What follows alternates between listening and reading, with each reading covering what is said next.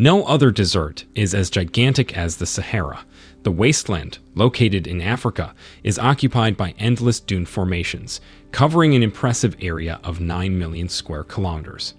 In theory, a country like Germany would fit into the vast sandy landscapes of the Sahara around 26 times. That's a very large plot of land. Let's find out what's hiding under the Sahara sands. Most people associate a desert with the scorching sun, lack of rain, and sand, lots of sand. Only sand all around. In terms of size, Sahara covers the territory that equals half of Russia or entire Brazil. Sahara's topographical features include not only the iconic sand dunes, but also characteristics such as acid mountains, plateaus, sand and gravel-covered plains, shallow basins, and deep oasis depressions. Chad's Mount Kusi is Sahara's highest point, as well as an extinct volcanic crater that rises 3.415 meters above sea level at its peak. The lowest point is the Egyptian Qatara Depression, an oasis that lies 133 meters below sea level at its deepest point. If one measure from the bedrock up to an erg, the depth of the Sahara can be said to be between 21 and 43 meters. However, the sand dunes have an average height of 150 meters from the bedrock, and in windswept conditions, the height of the sand dunes can reach up to 320 meters.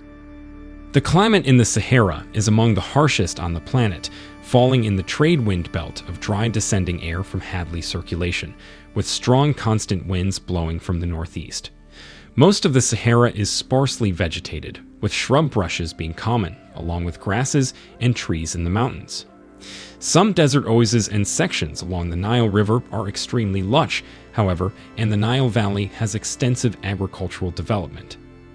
Animal life is diverse, including gazelles, antelopes, jackals, badgers, hyenas, hares, gerbils, sheep, foxes, wild ass, weasel, baboons, mongooses, and hundreds of species of birds. A variety of minerals are exploited from the Sahara, including major deposits of iron ore from Algeria, Mauritania, Egypt, Tunisia, Morocco, and Niger. Uranium deposits are found throughout the Sahara, with large quantities in Morocco. Manganese is mined in Algeria, and copper is found in Mauritania. Oil is exported from Algeria, Libya, and Egypt. Just as scientists can search for ancient evidence of water on Mars, so have they turned their attention to the history of the Sahara. Research has revealed that what would once have been the world's 12th largest drainage basin flowed from within the Sahara. The remains of the river in Mauritania were noticed when an undersea canyon off the coast was discovered that had been carved by the river. River sediments also turned up in unexpected places. The final confirmation of the presence of a lost river was made by satellite. The lost river is now called the Tamanrasset River, and research is continuing to discover more about the body of water. The French-led team behind the discovery believes the river carried water to the sea during the periodic humid spells that took hold in the region over the past 245,000 years. Water may last have coursed through the channels 5,000 years ago.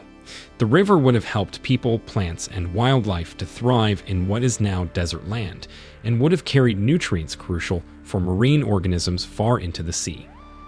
First mapped in 2003, the Cap Tamiris Canyon is 2.5 kilometers wide and a kilometer deep in places.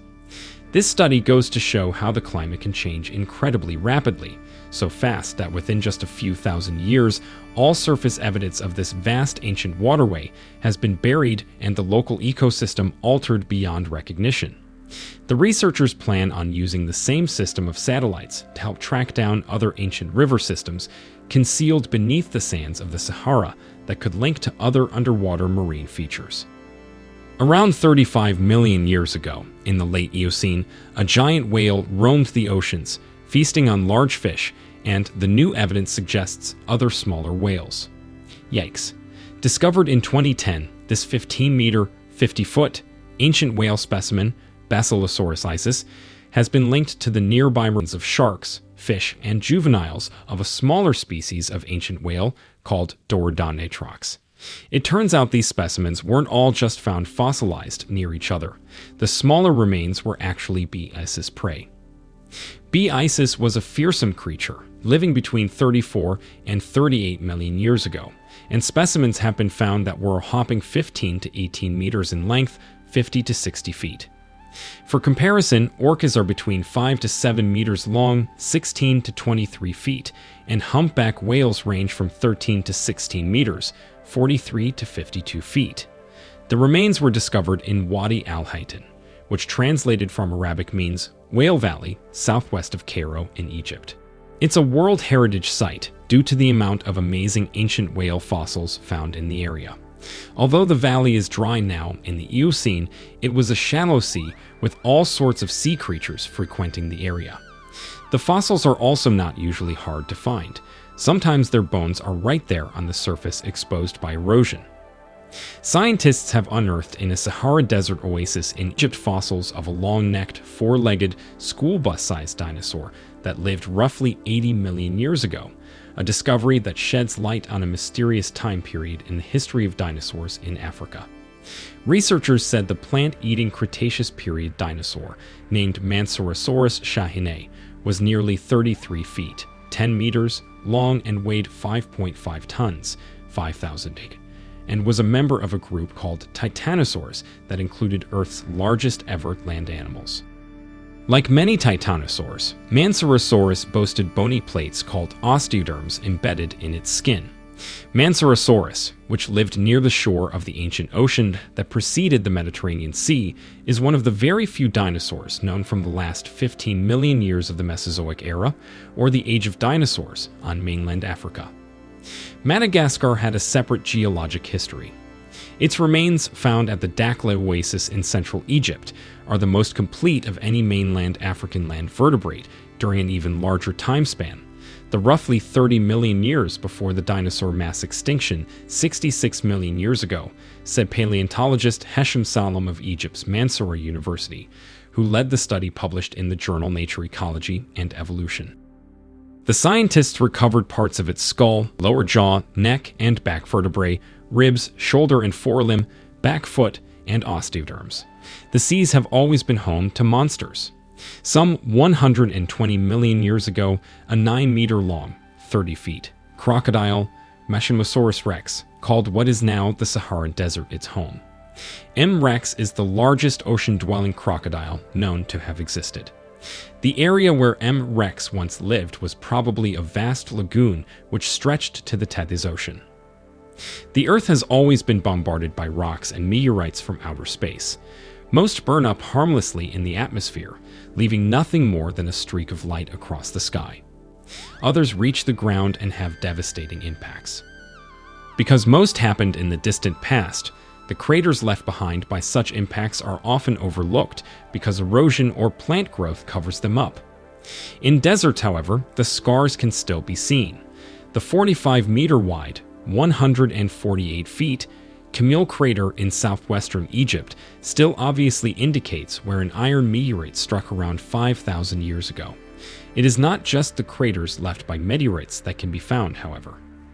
Around the Camille crater, fragments of the meteorite itself have been discovered from where the impact shattered it and scattered it across the sand. This is not an isolated discovery. Almost a fifth of all meteorites that have been recovered has come from the Sahara. This is because on the sands, meteorites stand out, often just waiting to be picked up. Only the snows of Antarctica provide a better place to go meteorite hunting.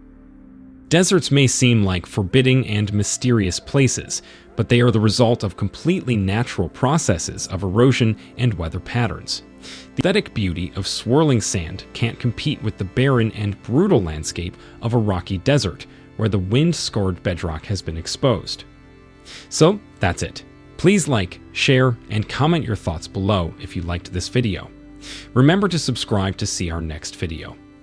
Stay safe, and we will be back soon with another